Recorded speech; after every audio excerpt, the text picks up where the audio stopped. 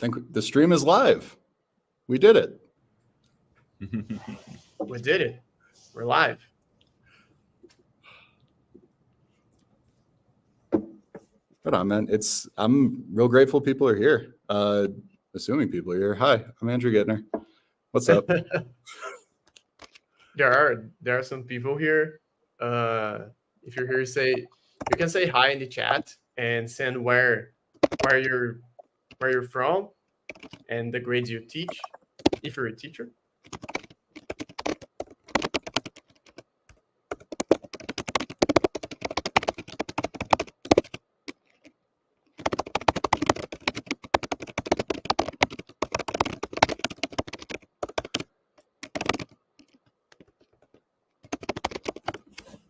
Wow, Grace from Iowa. Thank you for being here.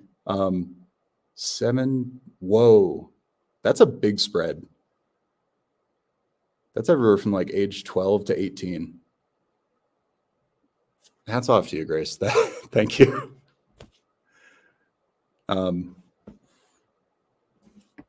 Makes sense. Yeah, I did student teaching at a real small school in New York. There were more cows than people in the county. Got ooh. What's up, Sean? Hi, Christine. You're in Colorado too. Very cool. I'm in Jefferson County.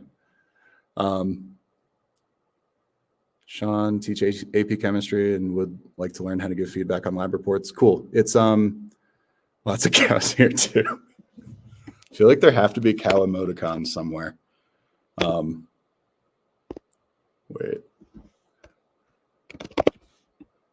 There's definitely cows somewhere. I don't know where they are. I'll find them. English 10, journalism, Brit Lit. Oh, welcome from the spring. Welcome. Thank you. Thanks for being here. There's the cow. We got the CoGrader cow. Jill from Northern California. AP World. All right. Thank you, Mr. Bailey. Greeley, welcome. There's a sweet disc golf course in Greeley, like just outside. No, it's in Fort Collins. My bad.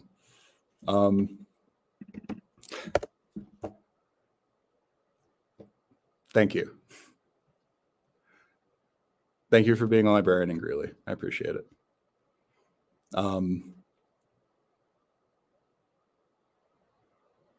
Central, wow. Hello, Steph. Ooh. Hi, Stephanie. Thank you very much for being here. Yeah, let's see. So like, I'm curious, like when I used to teach AP Lit, so I taught House on Mango Street. And I really think that that's a book every single person before they graduate high school should read. It's short, it's sweet. Can do post-colonial theory with it. Like you can do everything. You can check all the AP boxes. But actually my district is diversifying the curriculum. So I'm planning on stealing some ideas from this chat, if you guys don't mind. Hey, Dahlia. Hope I'm pronouncing your name right, Dahlia. Montana, welcome.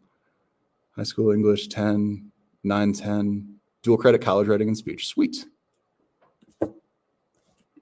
I used to coach a speech and debate team too at 2 different schools.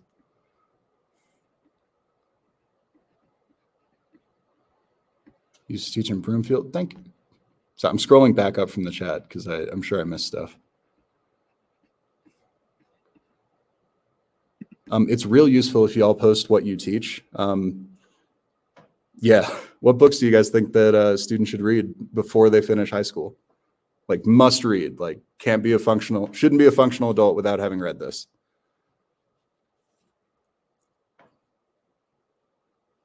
Just gonna have some of my non-branded cola.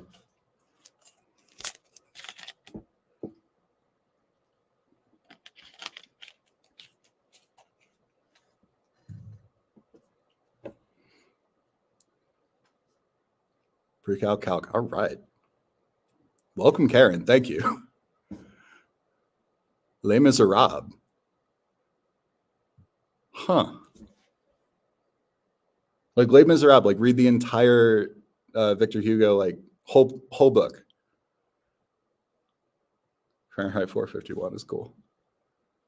That's I have a student who just read a sweet graphic novel, 57 Bus. Okay. I've seen that title, but I haven't read it yet. I've seen it on a lot of lists of like really good young adult literature. But Frankenstein, like this is, dude, in an era of AI, I think every student, you're right, every student should read Frankenstein, Christine. Because like whose responsibility is what is the creation.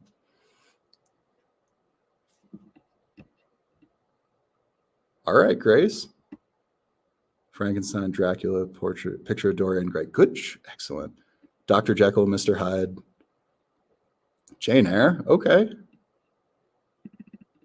Gotcha. All right, Christine. Yeah, I was wondering like how it would take most of high school for me to have read Les Miserables. Graphic novel. Sorry, where are my Post-its? I got to write this down. Okay. Graphic novel. Frankenstein. Les Mis. Sweet. I saw Les Mis came to Denver a little bit ago, and they did this weird, kind of cheesy, like video background effect for the dragging. Oh God, just spaced on the cop, the bad cop. I just spaced on his name. Something Air, who was cited in a Star Trek episode too. Okay. Pre-calc. Yeah, probably. Yeah, sorry. I could talk forever. But definitely, let's get started. Yeah, I guess we have a bunch of people here, so we can get started.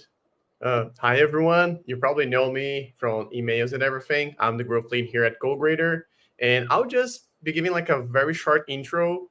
You've all seen at the start of the show is Andrew. I'll just be briefly talking about what is CoGrader, our vision for the future. It's going to take a couple minutes, and then Andrew's going to pick it up from there. He's going to talk about all of the methodology that he's using in his classroom to share that with you. And at the end, we have a surprise. There was a surprise for us too, and it's going to be a very quick announcement, and everyone that's here is going to hear first. Everyone else is going to know that tomorrow or Monday. So let's get started. Andrew, please go to the next slide. Oh, I think you have the controller. So first of all, the current state of teaching is that it can be overwhelming. I think I'm probably preaching to the choir here. Just picked up some stats. There's like a lot of stats. One that really piques my attention is the pie chart down there. So it's a bit small, but it's 57% of teachers in a survey a couple years ago said that they don't have much time for life. The job takes up most of my time. And I see some familiar names here. I've talked to a lot of teachers here, and we know that this is mostly true, and that piles up with a lot of other things as staff shortage that's up there, and it makes the job a little bit unsustainable in the long run. So how can AI help with that? So AI is being there's been a lot of polemics around that recently, but in the end, it's just a tool that can empower educators. It's not here to replace them. It can't replace them because learning requires a certain degree of emotional engagement and nuance that a machine, can do. And once it can, it'll probably replace all of us. It's going to be probably human. So this is not something that's going to happen very, very soon. The thing is that using AI as a technology can help teachers get more effective. So these are tools that can help and not only take them out of the classroom. So I had one teacher that gave me a very good example. Just like the calculator helped math teachers teach faster, because once you learn how to do math manually, you can use calculator and learn stuff that's even more complex much faster. So AI, LLM specifically might be that for writing and whatever has to do with language. And last but not least, students can use AI to their benefit. It's a tool, just like when Wikipedia came out, the internet came out, that was a possibility to use for cheating, but it also was a possibility to use for learning. So AI is also something that can benefit if used as a tool in the right way. So how does CoGrader fits in? So we want to use AI to empower educators in the grading process. So AI can be used in many places across the educational system and process. But our goal is to provide timely and specific feedback. So in short, what we want is less time grading and more time teaching. So you can, and not only teaching, you have one more time to play disco golf, or if you want to have more time to be with your family, with your kids, like that. That's the point. Less time grading, more time for you. So our goal, our vision for CoGrader is to close the feedback loop in education. So right now we are at this bright part of the slide. So we're first helping teachers with students, so you can have personalized, timely feedback so students can learn faster. But the feedback loop goes in many directions. So it also goes from teachers to administrators. So administrators could see how a certain school is performing over time, how a district is performing over time, what are the gaps in learning, what are the positive things about learning that's happening in that place. And also teacher to self, so you can see how your units are progressing over time. So you teach a unit now, you teach a unit next semester or next school year, and you know what went wrong in the last one, so you can adjust, or you can see even inside your own school year what's going better or not. So you have that analytic power. And lastly, having the teacher parent feedback loop also improve, so you can show data to the parents. So something like your kid started the school year right here and they ended right here, so you can see progress over time and how much they actually progressed, which is right now something very difficult to do if you don't have a chart or anything to do that. Of course, all of that I from point 2 forward, it's our vision that we're going to develop over time. And right now our focus is teachers to students, which is how CoGrader is today and the tool that you've been using for a while now. So after all that, I'll pass the baton to Andrew, and he's going to take over from here. If you have questions about what he's talking about, feel free to put that in the chat. We'll answer questions at the end. If there's something very, very interesting that we can put into the presentation, we'll just stop right there and answer your questions. So feel free to do that. Andrew, over to you. Hey, everybody. Hi, my name is Andrew Gittner. I'm a teacher at Golden High School in Colorado. According to my last boss, it is the second oldest continuous high school in the United States. Boston Latin has a beat. I don't know if that's a true fact, but it's something that I did actually learn in school. This is a slide I use to introduce myself to the students. The GIF on the left doesn't work, but that's playing disc golf in a town called Conifer. It's my favorite disc golf course. It's called Beaver Ranch. So this summer I had a small knee surgery. I played a ton of video games. I've been really into Fire Emblem lately, but I also spent a bunch of other time like learning a lot of different AI tools. So I need to stress, like the ceiling of my classroom in that last picture, like that's the ceiling of my classroom. Sometimes when I go to webinars and things like that, the teacher tries to, or does seem like they're really, really good. I don't know about you all. I compare myself a lot and often don't always feel like I'm doing as good a job as I can. But the only way that teaching is going to be sustainable, and the only way that we're going to make this profession better for us and better for students and better for students to come, is by sharing these kinds of ideas just person to person. So here's where these are the ideas we're going to share. The basic goal is to give you, the audience, the framework to just share what I'm trying to do with CoGrader. So yeah, I have my learning target. My admin will be really stoked, where I can hopefully prioritize feedback in the writing process, as opposed to a lot of the, not filler, but a lot of the having to approach unit planning with preconceived notions. So I'm going to share not just how to use CoGrader to grade, but how to use it to teach and what that changed for me. Then we're going to do questions. And I am going to try to move at a decent clip because I'm really grateful you're all here on a weekday and we all have work tomorrow probably. So the way I kind of think about writing units and sort of the way I'm going to approach this is there is a writing process that is recursive, right? And a lot of the work takes place in the drafting process.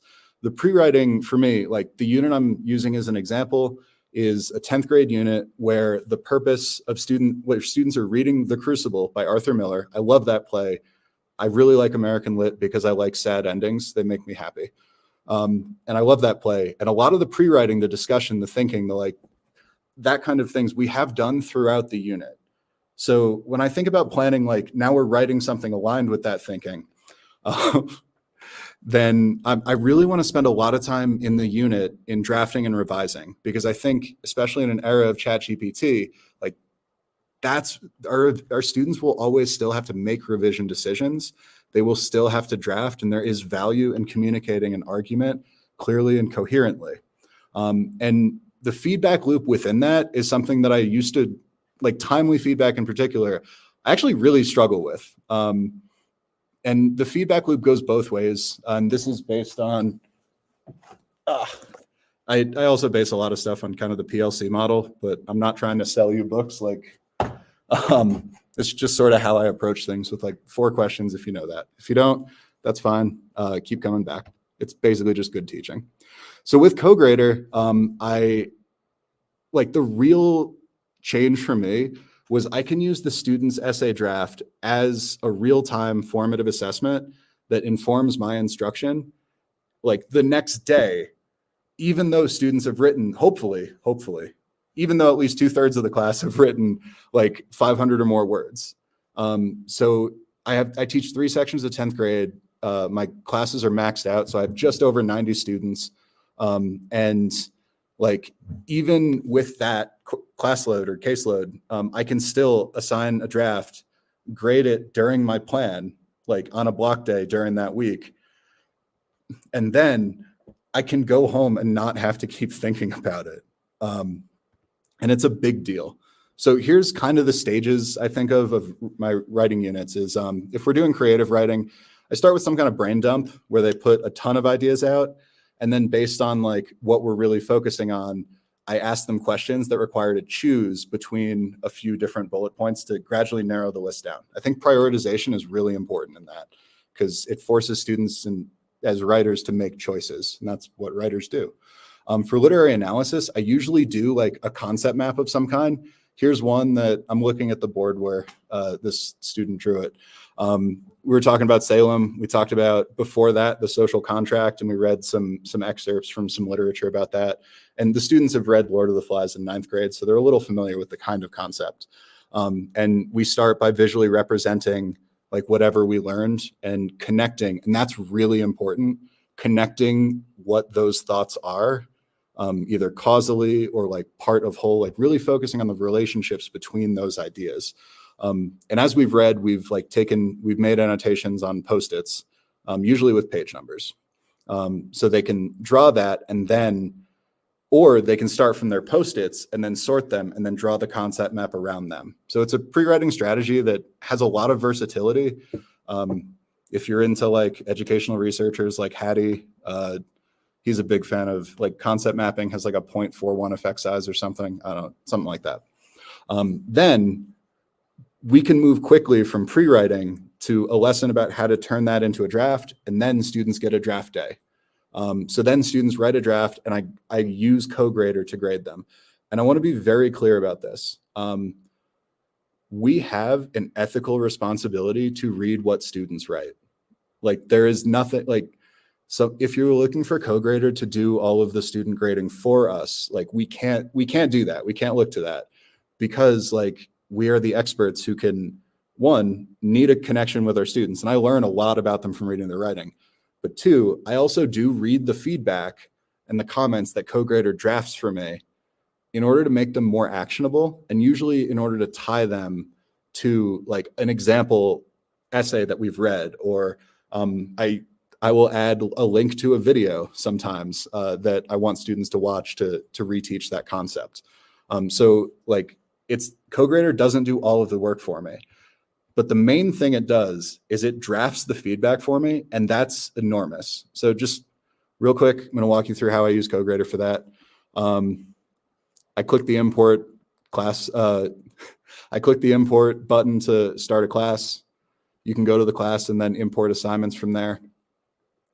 I usually have like rubrics tied to specific assignments because every teacher is kind of different here. And I don't know about you, I will go to the mat for some of my grading rubrics, and unreasonably so. Like I've asked my professional learning community partners, but like we will talk about like what is the grading criteria, what should it look like, etc. Then I do have to translate that graph into something that rubric that CoGrader can use. And I try it a couple times. Finally, when I get the results I'm looking for, I run every student's. Then when I'm doing it, I go through every assignment. I read the feedback, and I use the little like pen buttons on the top right. You can see by review. I don't think you can see my mouse, but on the top right, I can use that to change grades or the scores. I usually use the proficiency-based rubric. I can adjust the glows and grows.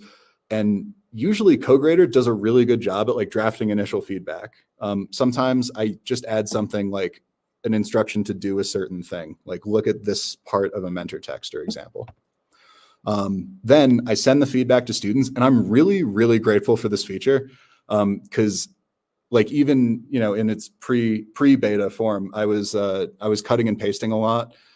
So I run the insights report, and that's really crucial, as I'm about to get into. Then I send the feedback to the students, and honestly, they use it. They use it more. And I'll talk about that in a little bit, more than the feedback I used to write. And I'll talk about that more. Then students open their doc and, the GIFs aren't working. I made GIFs to show it. I thought it was fancy. But, they get the feedback. They can see the glows and grows. And we then, based on the feedback they get and based on the class trends and patterns, I do the next step. But I want to stop here because that takes between 1 and 2 hours for about 90 students, which for me is massive. Like pre-CoGrader, it would easily take me 5 times long. And I said in here to write that much feedback, and it's actually to write far less than that much feedback. And I was like taking shortcuts. I was using a bunch of canned comments that never quite fit.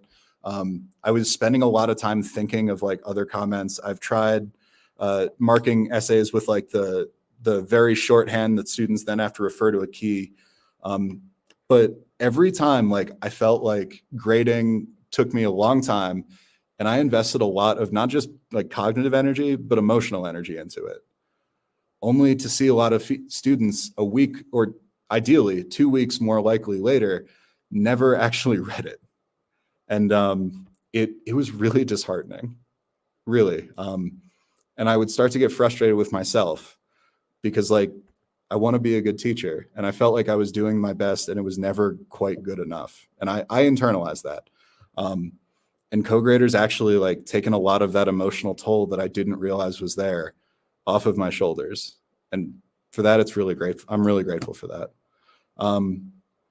So if you have questions, please drop them in the chat up till that point. That way we can get to them at the end. But for the next few lessons after that initial draft, I usually use a kind of writer's workshop model, which I can do more easily now because I can target the lessons based on like more objective data that I wanted to compile in the past, but I never actually had the bandwidth to do it. So CoGrader's insights help me plan. So like, honestly, this is from earlier this year. This is what their essays on the Crucible came back class-wide of. It gave me overall class assessment, cool. It gave me some common positive points. I was really grateful. It said clear claims and thesis. We like used a new sentence stem that I've been workshopping, and their theses came out really good, and they were nuanced in a way that was solid. Most students were there. As I read in like smaller individual ones, some students needed more help with thesis statements, so I could reteach that in one-on-one conference or 1 to 3 groups. Like I could teach that in small groups, but the whole class didn't need to know it, so I didn't have to teach it. What more students needed, and I zeroed in on these 2 kind of goals, was for students to, and from there I built the learning targets for the unit that were changed from what I thought they might be. So they needed more help with their writing structure, and they needed more help to they needed more depth of analysis to link their evidence to, a way that was supporting their claims. So after I did that, I pulled a few examples that did that well. So like one of the parts of that structure was topic sentences. So we looked at this example from Fountainhead Press on a different essay. We looked at an example of a essay that a student turned in on a previous year, and I pre-annotated these, and we as a class went through and discussed them. We discussed specific features, and then during the writer workshop, students would revise a specific section based on my instruction. So that was part of the structure part. In order to deepen their analysis, we did like a proactive circle where I asked them like what they think was getting in the way. And what the conclusion we as a class came to, or honestly, all 3 of the classes kind of came to something similar, was that they lacked a structure for like analyzing the quote more deeply. So I found a close reading structure so that they could take their annotations, stick them in the center where it said insert quote or excerpt from larger text, and then they would read it 3 times instead of just 1, and level their analysis for a first read, a second read, and a third read where they would connect to some idea about the social contract or the government corruption kind of thing. Don't worry, Sean. I will get to it at the end for questions, I promise. Then we took that writing part and I created a model paragraph that helped him with the structure and modeled the depth of analysis. I color coded it to the last thing where purple is a mix of the red and blue. And when I shared it with a colleague, they made it better. Then I'll occasionally run it through CoGrader again. And also, and then like I'll change certain other parts of the unit next. So I like speed dating as a revision activity. I make a slideshow that has these things. That one I didn't actually have to share right now. Couldn't find it. But I use like specific example prompts for every time they rotate. And I usually play some Frank Sinatra or like some romantic music lo-fi because it fits the speed dating and make really cheesy jokes. This one, if you're watching on your screen, you can scan this is a freebie. You can scan that QR code. It will take you to a link where, or a document I use where I wrote out a series of like ChatGPT prompts to turn GPT into an individual like revision partner or an individual writing tutor using CoGrader's feedback. There's also a way to prompt it to be a copy editor. So it can help them like identify, and you can adjust those directions. Feel free to make a copy. And you can adjust it to whatever like use case you want. Before you do that though, please, because I'm also like a association rep for my union, please check your school or district policy first, because I don't want to get you in trouble if there is like a privacy concern or if your district hasn't vetted yet. That said, Snapchat has built-in AI, so if students wanted to do that, they could. So then revision activities, I use the feedback from draft 2 to check students' progress. I run it on the same rubric, and that's important. And then I repeat the previous stages if I need to, depending on like time, depending on need, etc. Because before, like my students were not excited to write another draft because they likely hadn't gotten the feedback yet for their first one. But now the feedback loop is shorter. And this is, I made another GIF. I thought it would play. Hopes. I do a revision stations activity where they are kind of like an assembly line. There are 8 stations. Actually, there are 9 stations, but wait, I know numbers. 9 stations, and I'm the last station. So next time, and I didn't get to do this yet, but I'm really looking forward to using CoGrader's second draft data. That'll let me pre-assign stations, and that'll actually cut out about 5 to 10 minutes on a block day where I'm like pointing and telling students where to go before we can start. So I'm looking forward to that streamlining, like the actual in-class things will just transition smoother. For the final draft, students submit their final draft some short time after that. But the more important thing for me right now is that they do more reflection on the process. And I did value reflection before, but sometimes I would forget to incorporate it into my planning because students had just done the thing. But in an era of like generative AI, I think the process matters so much more. It is more important, and I've made a conscious effort to value that reflection, so students can like share the process they used and reflect on its effectiveness. For the final draft, I run CoGrader. Students get exactly as much feedback. It is really important for me to check the grades and make sure that they align with the expectations that we set and examine through the unit. I get trends and patterns that I bring to my PLC. It's my grade level team. PLT, I don't know. I just learned an acronym for 3-letter acronyms because it's education, you know. But then I want to discuss the data with my team members to evaluate the unit's effectiveness. Like that's my goal. That's what I really hope we can do. Because I do think that like there's a value in looking at how students did, and that is data. Not like standardized tests are not the only things we should look at. We absolutely should look at how students are doing in our classroom on classroom assessments, and CoGrader gives me a way to do that. So here's how the process looked like before, and this is an ideal scenario. And I'm not devaluing this or talking down to it. Like this is pretty much the calendar for my previous writing units. I try to do them in about 3 weeks-ish because you do the same writing thing for way too long and it gets real boring and students actually get way less engaged. Start with some kind of hook. We'll look at examples of what we're going to write because that first draft matters so much more, because that's the only like first draft I'm going to be able to look at before students write a final draft. Then there's some new lessons and I have to plan those, and I try to adapt them to like the students in my class that year, but I'm usually going based on the information from the last assignment, which they may or may not have generalized to a new assignment or may or may not remember, you know? Then while I'm grading that first draft and writing feedback, or really while I'm writing feedback for that first draft, I'm also planning new lessons, but I don't always have like the best, most actionable like direction. So it's not that I'm coming up with like a song and dance to entertain or occupy time or babysit. I am like teaching students what I am pretty certain, the most certain I can be, what they need to know to write, more new lessons. If I'm not procrastinating and like nothing else comes up in life, which is, we all have lives, you know? Then they get the first feedback a week later.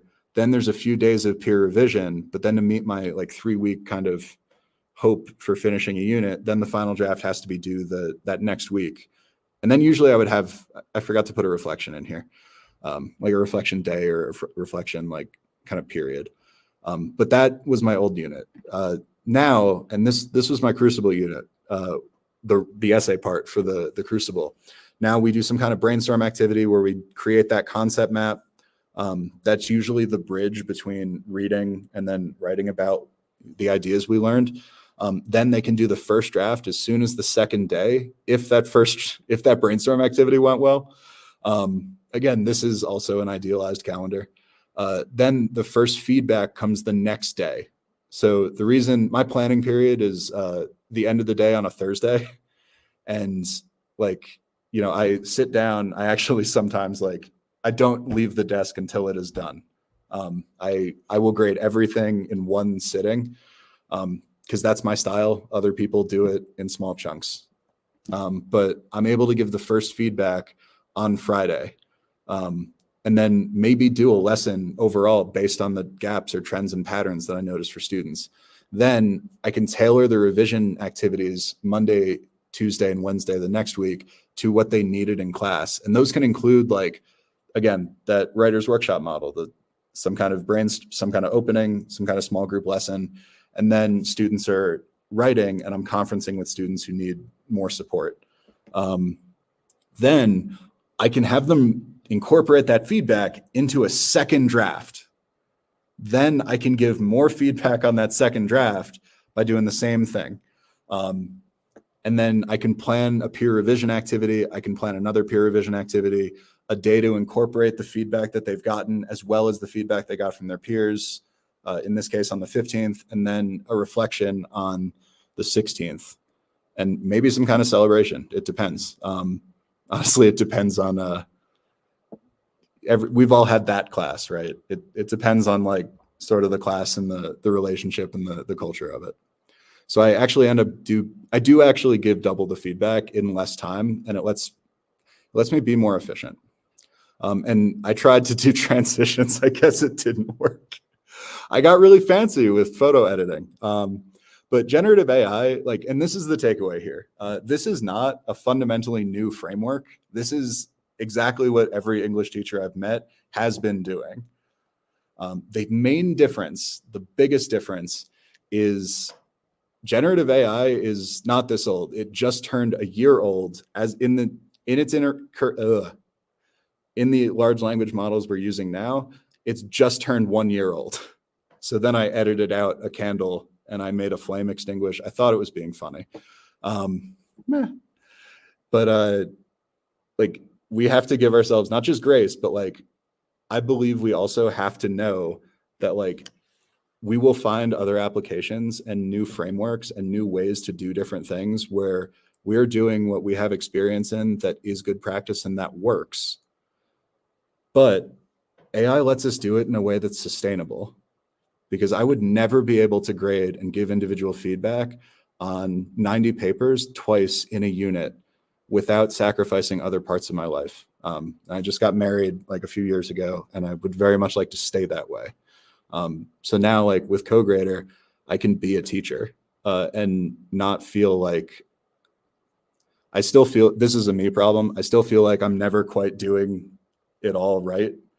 But now I really do feel like that less. And that freedom, or that sense of like more heightened self-efficacy, I don't know the words, but that sense of lightness that I get from feeling like I did a good thing, like I did something that makes me feel like a good teacher. CoGrader's given me that, and I'm really grateful for it. So I know I went really fast, and I'm grateful for you guys hanging in. So I want to take a few minutes for you guys to like collect thoughts, write questions, and turn it back over. Thank you.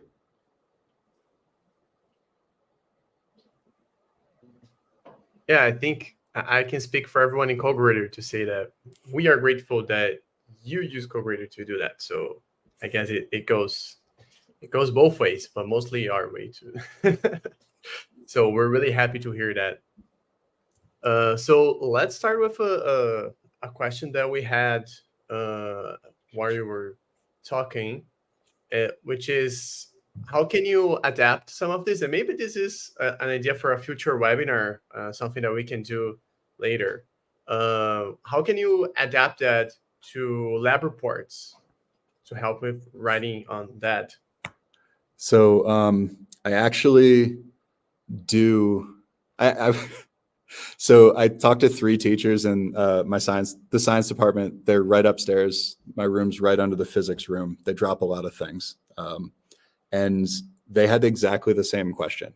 It is a great question. So what we did was so let me back up. Not every teacher is taught how to teach writing, which is hard. And writing is different in every content area. So over the summer, my friend Adriana came over to my house, and we sat down and like we went over how she wanted lab reports to look. The lab report she was currently getting. We took the rubric she was using, particularly to grade lab conclusions, and we adjusted the rubric in CoGrader so it was giving feedback and it was getting grades a lot closer to what she wanted. So the short answer is yes, absolutely. We have used it to grade lab conclusions. That's why there was a random biology class on my CoGrader account. I wanted to test it with them before but what we did was, and then wait, sorry. That was before it was easy to send feedback to students. But what it did was it helped my friend like really clarify what she was thinking. It solidified that feedback. And I found this out a few weeks ago. CoGrader will read everything in the document, except if you copy and paste everything in your template and just paste it into the extra instructions and say, do not use or do not consider any, and you might have to put it in caps because if you yell at ChatGPT, it actually listens better. It's learned that from reading our stuff on the internet. If you put it in all caps, do not consider any of the following words in the document in your feedback, and then put everything else in quotes, it won't. So it'll actually only read the student's writing. So you can say only consider the writing after the word lab conclusion in quotes, and then it'll do that. So that is something I've tested. It worked for me when I tried it with another assignment I gave as well.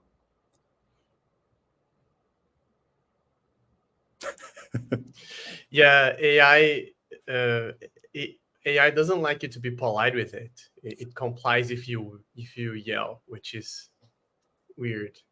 So before we go to the next question, let me just talk about this. AIB said in a comment that she would love to see the possibility for students to see their work before it goes to her, and a lot of teachers have said that, and we are already thinking on developing that feature. So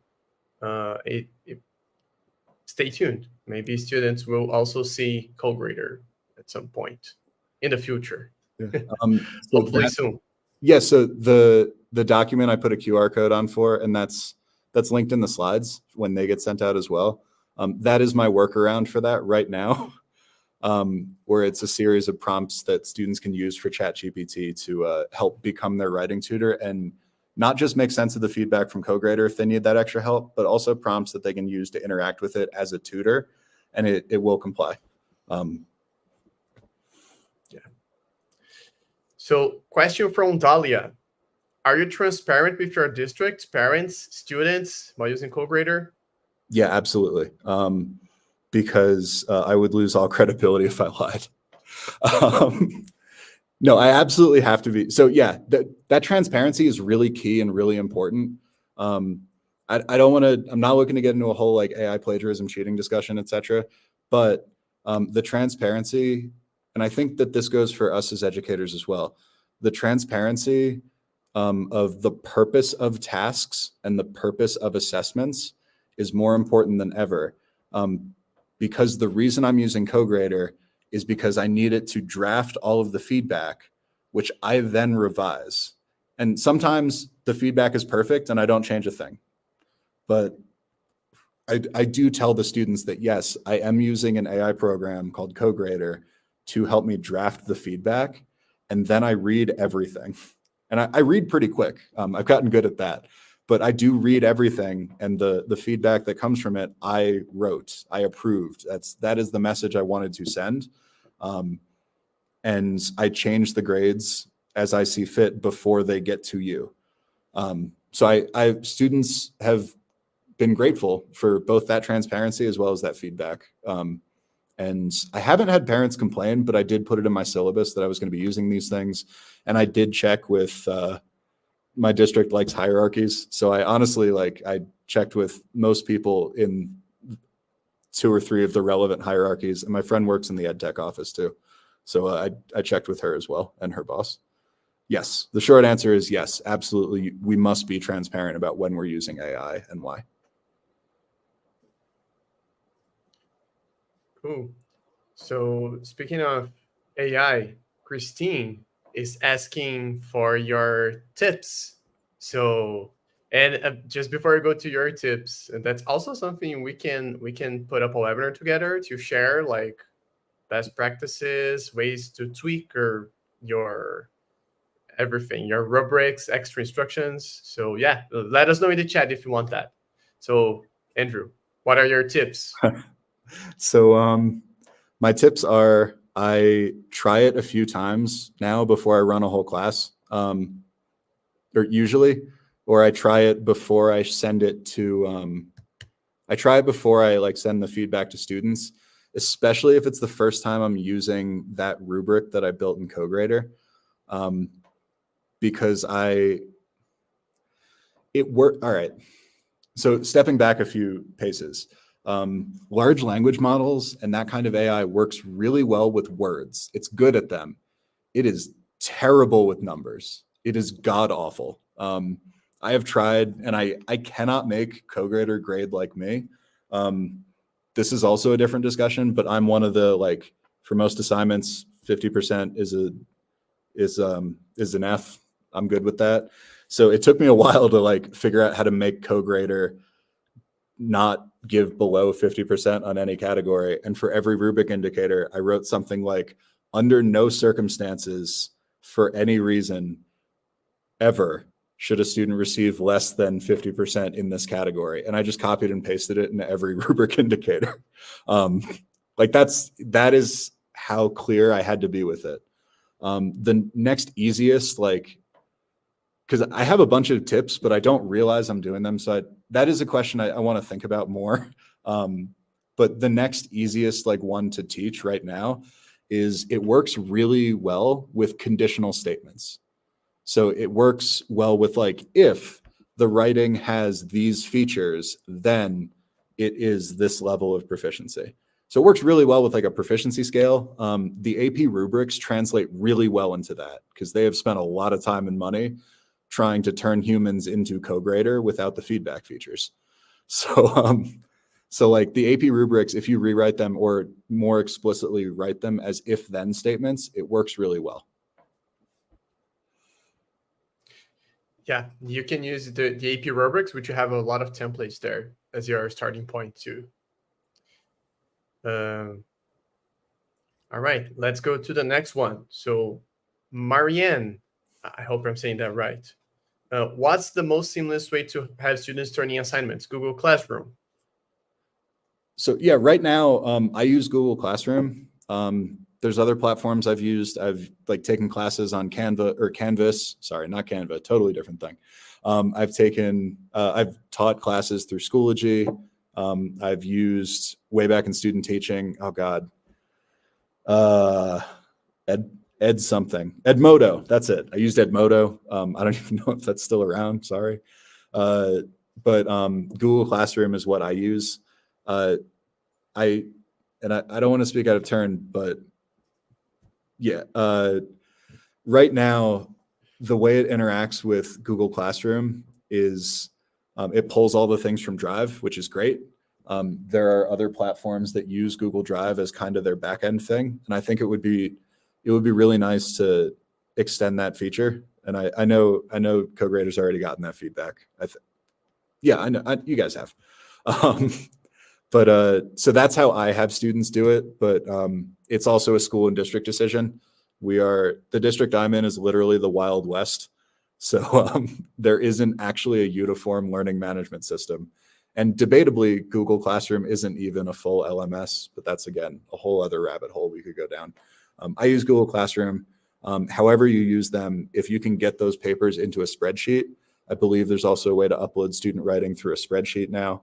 So you have a ton of, there are a ton of ways to do it. It's what I like about CoGrader is it works with my existing workflow, so I don't have to do anything different. That's my favorite part about it. And I know that there's probably other teachers here that use other platforms. We are looking into integrating with them. The next one is most likely Canvas, and then we're going to Schoology. So we're going to have a seamless workflow with those platforms too pretty soon. And if you'd like, there are some teachers doing that. If you'd like to create a Google Classroom to make your workflow a little bit better right now, while we do that, that's also a possibility. Some teachers are doing that. It's better than just uploading everything manually. But yeah, that's another way. Okay, Dahlia, again, can you edit the rubric, select different rubric to better address the assignment feedback we're looking for? Yeah, you can do that. Andrew, do you want to talk a little bit about how you do that? So yeah, it's the first time I'm using the rubric and I'm trying to get it to get the feedback right first. I do absolutely edit the rubric, and you can change that. We can now save custom rubrics, which is great. So I'll have, and I think on the back end, I have a few different versions of the same rubric where I name it 1, 2, 3, etc. And yes, you can change it after students have submitted work. Then to get it to rewrite the feedback, you just run it again. It's very easy to do that. And as I have students who are coming to me for more revisions after the unit, which I allow if they make an appointment, then I am using that feature. And you can rerun it for individual students. You can have it check if there's newly submitted or a new different work, which is great. Really like that feature. The short answer to your question is yes. Yeah, and I think one important tip that I want to highlight here is if you might run one time and you're not satisfied with the feedback and the grading, you change your rubric and then you regrade just one and see how that changes, and then you regrade everything else. We might have a button to regrade everything all at once soon, but right now I have to regrade one activity, I have to regrade one by one. Yeah. All right. So I do. Sorry, that's exactly what I do. Yeah, it works. Yeah, and that works. So the team has already answered that in the chat, but I want to take this one here. So I want to make a quick comment about that. We get this question a lot, like a lot.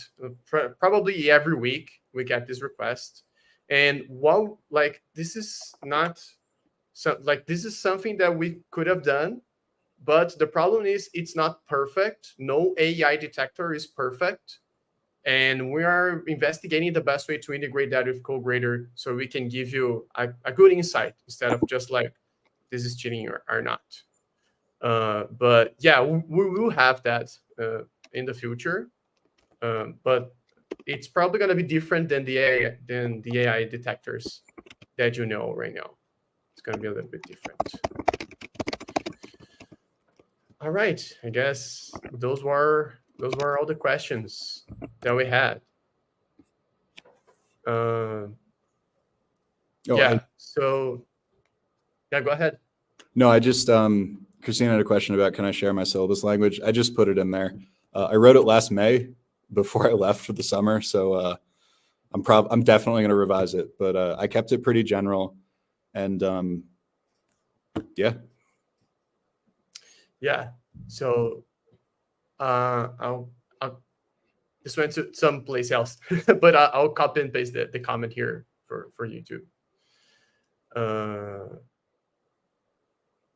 Yeah. So right now, let me take up the presentation, and I think we're done with the questions. There were a lot of questions. Thank you for that. Thank you for the engagement. I think there were a lot of thoughtful questions, and hopefully something or mostly of what Andrew showed here will help you to not only use CoGrader more effectively, but help you improve your teaching. And now we have a special announcement, and I want to invite here the founders that are waiting in the next room, so because they want to share something with you all. So let me get them here. Come on in. Hey everyone, how's it going? My name is Jill. I'm the co-founder and CEO of CoGrader. Thank you so much, Andrew and Aleph, for this amazing webinar. I learned a lot, so really appreciate your thoughts. And thanks everyone for joining us. We have a special Christmas offer for everyone now that we're kind of slowly ramping up with the finals for our schools, and we wanted to thank everyone here and everyone who's been helping us, giving amazing insights on product, like we saw today, Dalia and everyone else in the chat. And to show our gratefulness, we're going to be leaving out of beta this year and starting September. And for everyone, until Christmas, we are going to have a 50% off of CoGrader Pro, which enables you to have unlimited assignments that you can do. So you can grade your drafts, you can grade your finals, and just use CoGrader as much as you want. And for everyone that's here and until Christmas, we are going to have a 50% off. And for everyone who's in the webinar, I want to even offer something more special for the time you spend here with us, and give you a special coupon, which we'll be posting in the chat. This coupon is actually only available until tomorrow. So yeah, jump on in, get on the boat while it's early. And yeah, we really want to help you save time and really improve learning for the kids, make sure that they get their feedback fast, so that they're engaged with what they wrote, and the parents will be happy that they have the scores. And yeah, help us in this mission of improving learning. That's super important. If you feel that for any reason you cannot afford the annual subscription, we're not going to exclude any teacher, so let us know, send us an email. We'll make something work for you. CoGrader has very powerful motors in the back end, and so we want to keep them running. And so now that we entered left beta phase, we're gonna have a premium plan starting January. There will be a free plan available with a limited number of assignments for everyone who wants to keep trying CoGrader. And yeah, thank you so much, everyone, for being here. Thank you so much, Andrew, for your time.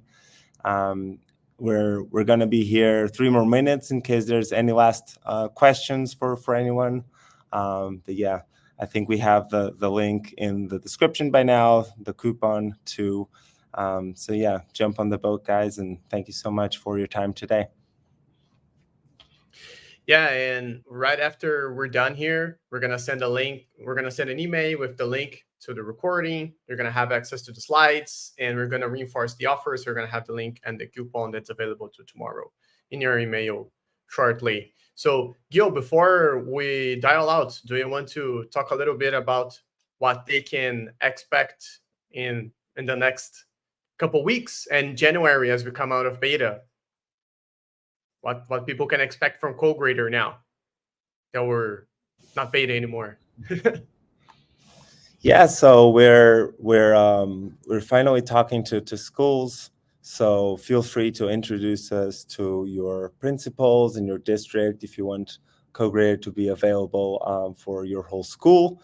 So that's something that's new. We're also working very hard on all the features you guys have been requesting.